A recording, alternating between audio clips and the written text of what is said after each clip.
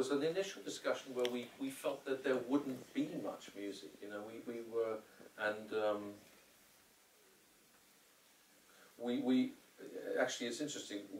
The very first thing we did was to write a song, but it was another song. It hasn't made it into the movie, although the theme has. And that was when we thought that the movie would maybe be a little more glossy. I mean, it's still, we shoot on 65mm and we're widescreen, and for me it's inspired by John Ford and David Lean and John Sturgis and the kind of movies that wrap around you in big spaces, big graphic spaces. I guess we thought it was going to be a bit more sort of jazzy in some way. So for a long time, about 2/3 of the way through the post-production process, we were still not really very much music. And then it was a tipping point. Probably first cut of the movie was 2¼ hours, and then I knew I didn't want it to be any longer than it needed to be. I wanted it to be very fast-paced relative. It's 1 hour 46, I think it is. Once it went under 2 hours, it suddenly felt like we needed tonally to mark a little more severely the excitement of the beginning with the way in which the layers of the story and the lies of the characters began to be revealed, and it became a more emotional story and requiring a different kind of quality in the music.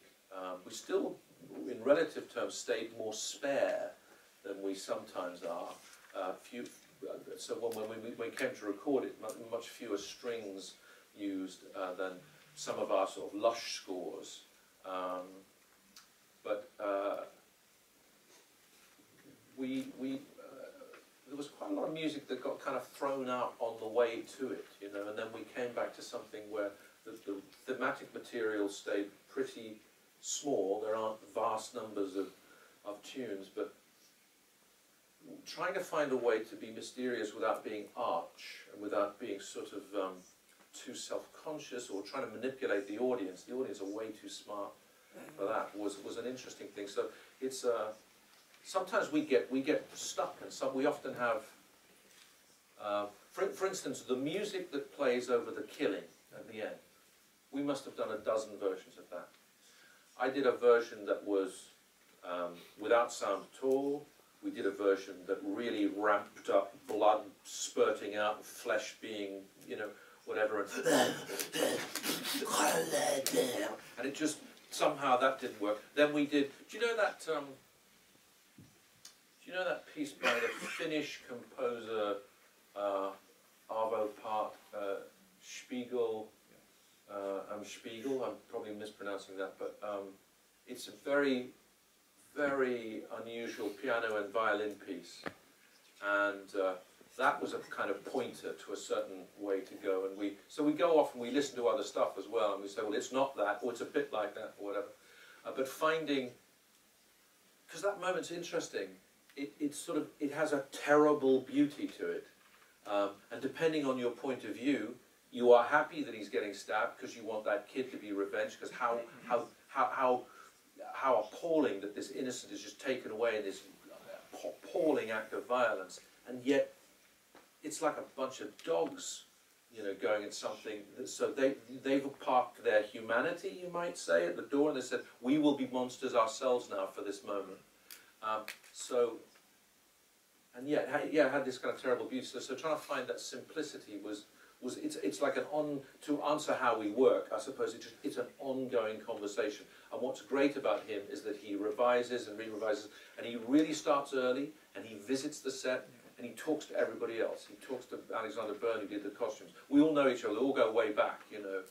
So everybody talks early and very broadly about the thing, and then he's just super, he's a very emotional guy, Patrick. So it's sometimes quite difficult. I love him very, very much. He's one of my dearest friends. It's very difficult when you have to say, I don't think that works, because everything will have been produced through blood, sweat and tears.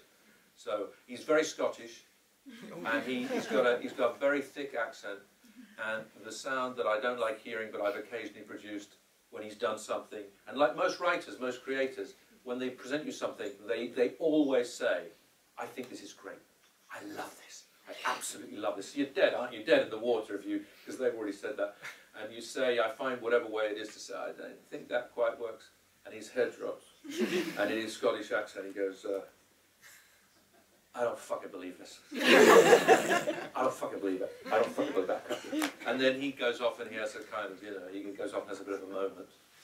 And then, if I'm lucky, I get a call the next day where he goes, I think you might be right. I think you might be right.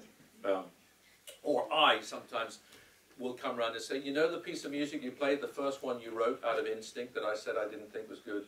I now realise that's it. I'm very sorry. Can we have it back, please? Dernière question. Qui a le micro? Oui. Hi. Hi. Thank you for this movie, Thank first you. and foremost. I wanted to come back to the directing of the movie. It's very classic, like a tribute in a way to Hitchcock and all the movies that are at the golden age of cinema in the 40s, 50s and 60s. You used also the use of black and white for the flashbacks and the murder and everything. Why did you do that, first and foremost? And how was it hard for you to come back to classicism after doing all the movies that you've done, like Thor, like Cinderella and everything? Well, first of all, the black and white, I love black and white. I've made a couple of movies which feature it. I made a little comedy in the Bleak Midwinter, which I'm very, very fond of in terms of work of mine, which is I just loved shooting on actual black and white film. And then I had the experience of working on a movie called Dead Again, which is the second film I directed, and it was in relative terms, there was a complication. It's a reincarnation thriller. And one of the things that I found when we previewed it, it was originally shot all in colour, was that the audience were confused, and like 5 previews in, when we were kind of dying, we went back to Scott Frank, the screenwriter's original thought, which was that the sequences in the past should be in black and white. And it transformed the audience's ability to understand this more or less complicated story. So I just knew that I had experienced that sometime. I wanted to have a series of clear rules, if you like. You've got 15 characters at different locations. The reporting of a plot, again, is relatively complicated. And I thought, if we, at one stage, I tried a technique where every time a character lied, and we had a flashback, I would go back and I would use their point of view. So it would be, if it was Derek Jacobi lying about Johnny Depp, I'd do a shot as if from his point of view over the cups. So you wouldn't see him. You see 2 hands, and you'd see a few films have used this. There was a Dick Powell film that used that entire technique for the whole film back in the 30s. Even that got too complicated because people said, where are we exactly? So it became simpler to say, when we are explaining what's going on, and it is true, will be in black and white, and it just, amid everything else that you need to be understanding and feeling, that ought to send a sort of a clear message. And to sort of address your other question, I've had an interesting, these last, where are we now?